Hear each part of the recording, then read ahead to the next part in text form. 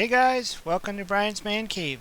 Yeah, I just felt like doing a little video today about this new Super Mario Maker 2 and why I'm kind of pumped about it because it's exciting that this program is finally going to be available to me because this came out for the Nintendo Wii U, which I don't have and I had no intention of ever buying because I had the Nintendo Wii.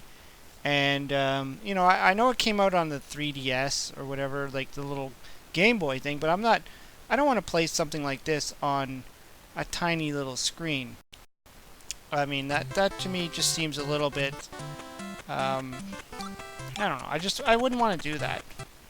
I'd want to get the full experience of playing this game. Just want to get out my chat, just in case someone's in there wanting to chat. But yeah, I just thought, this would be kind of a fun thing to talk about.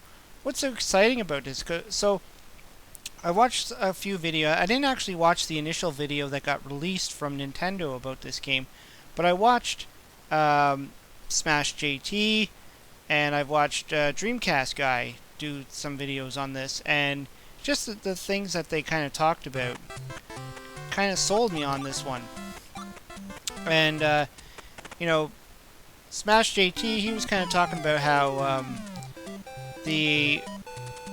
all the little things that they were bringing over from the first Mario Maker, and I thought, that was great. I know he didn't really care because he already understood Mario Maker, and to him it was like whatever. But I never got a chance to actually learn fully what Mario Maker could do. But I was really excited about it. I mean, when I first saw Mario Maker, I almost wanted to buy a Wii U just because of it. But, I'm like, I'm not going to buy a full system just because one game. And I think that's kind of always been Nintendo's thing is let's create a game, let's create some games and then discontinue them, create a new system, and then continue them on that system. And, that's kind of annoying sometimes where you think about it. Let's see who we got in there. Okay, so we got Stu's Reviews in the chat. I got my Wii U when the Switch came out. Mario Maker is a good game. I don't have the Switch yet. Smash JT, what's up, man? Yeah, I was just talking about you. Yo! I actually basically got the Wii U for Mario Maker. That was my fear. I was going to crack one day. I'm like, I want to play it. Now, if you know anything about me, I'm a creative person. And when I first saw Super Mario Maker, I seriously, I almost lost my shit. I was like, I want that. To me, being able to create my own Mario Brothers levels blew my mind. I mean, that's something I always wanted to do. And, hey, Atari dude, what's going on? Atari 2600 dude. It's just the thought of just having some kind of software where I could easily just make my own levels. I mean, it just really... And it kind of annoyed me that I didn't have a Wii U to do that on.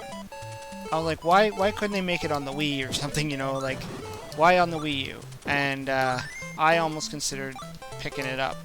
And I thought, that's a lot of money. I don't really want to buy a Wii U because I probably wouldn't use it beyond the Mario Maker game, which is kind of what Stu's Reviews just said there, where he basically bought the Wii U just to play this game.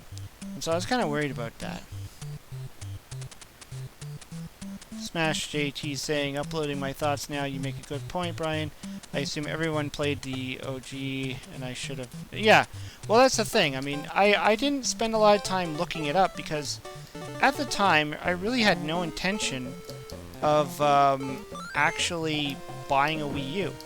I mean, today maybe if I say went into one of those retro game stores and saw a Wii U kind of like really cheap and there was like a bunch of games that I really saw worthy of picking up, I might. But as it stands, I'm kind of one of those guys that seem to skip the the in-between consoles. Like I never picked up a GameCube.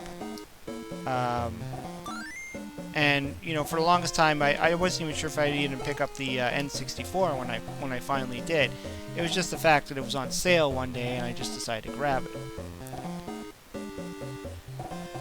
Stu's reviews say there's more than one good game on the Wii U, but I'm having a hard time remembering what they were. Mr. Postile, what's going on, buddy? I love the first one on the Wii U. This will be a pre-order for me for sure on the Switch. Well, that's the thing. I mean, I'm really excited about this. You know, actually, I bought the Switch. Well, I decided to buy the Switch, I think before I even knew that Super Mario Maker 2 was going to be a thing. I don't know. I think I kind of was really considering it. You know, maybe even just learning about that was the one final tidbit that pushed me over the edge and said, yeah, I'm definitely buying a Switch. You know, I haven't bought a... You know, my latest Nintendo before the Switch was the Wii. And I think I bought that because of Wii Sports, honestly. There wasn't anything else that really captivated me on the Wii. Sure, I got like games like Impossible Mission and you know, a few like the Super Mario Wii. I really enjoyed that. You know, having a new Super Mario 2D game, not the 3D game, but the 2D game to play on my, you know, to play that I've never played before. But yeah, there wasn't a lot that else than the sports games that was selling me for the Wii. So when the Wii U came out, there was absolutely nothing about that system that was selling me until I saw Super Mario Maker. And I've always been, you know, kind of partial to designing things. I mean, I am a designer by trade, essentially. That's my job. I'm a designer. But, you know, I've always kind of wished I could be a game creator, and I used to do it back in the day on my Commodore 64. I used to make these little tiny fun games, like little games, nothing big. And I had more fun making the games than I did of actually trying to play them. I think I just had fun making it. And even when the the RPG Maker for the PlayStation came out, I bought that game. You know, even though I never really got the hang of how to actually, you know, really design a level on it and get anywhere in it, I still bought it because I'm like, this fascinates me, the idea of this like interface where I can design my own RPGs. I mean, unfortunately, it just turned out to be a little bit more complex than what I expected it to be, and so I don't think I really did much with it. And then there was a second one that came out that I didn't bother with. And then if you go back in some of my other videos, you'll see a video about the NES Maker. And funny enough, I think it's like one of the top most views of all my videos. I mean, my videos, on average, don't get the biggest amount of views, and I understand that. I mean, I'm not the biggest YouTuber out there, obviously, so I don't expect my videos to get all the big views. So, you know, when something is like well over 1,000 views, you know, I kind of pay attention. And the Nintendo Maker video, where it's like a software where you can make your own Nintendo games, and it's done in a way that it's like user-friendly. You don't have to be a coder, you don't have to be like, you know, the next Steve Jobs or something like that. You just gotta have an idea, and it kind of lets you build a game. And I was intrigued by that, because I've always been kind of intrigued by things that allow you to create. So when the Super Mario Maker came out, and like I was kind of annoyed that I didn't have a Wii U to actually, you know, try this thing out. Now, I am kind of skeptical if it's something that it would be really a novelty that would wear off. Now that was my concern with Mario Maker, was that this would be a novelty that would, you know, I'd be into it, I'd create a few levels, maybe, and then kind of be like, okay, what's the point? So I was kind of surprised to see that this second one, this Mario Maker 2, has like a story mode to it. And I noticed that when I was watching Smash JT's video, where he was kind of covering it.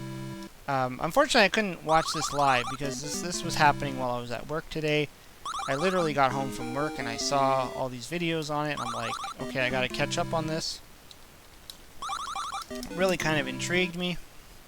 And so I thought, let's start watching some videos. I started watching the Smash JT. Then I started watching Dreamcast Guy. Dreamcast Guy, he did a video where he kind of talked about why he's excited about it. And I thought, you know, that's exactly what I'm thinking. You know, that it's what excites me about what this thing's going to do. You know.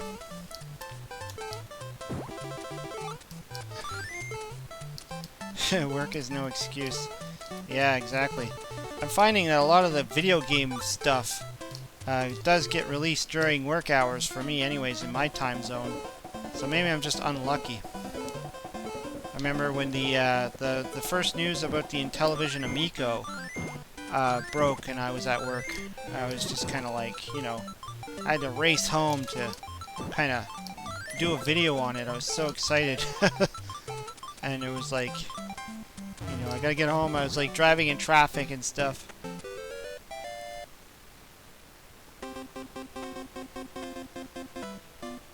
Yeah, Smash, no problem. I mean, I enjoyed watching your comments on it. And, you know, that was the only thing I took away from it.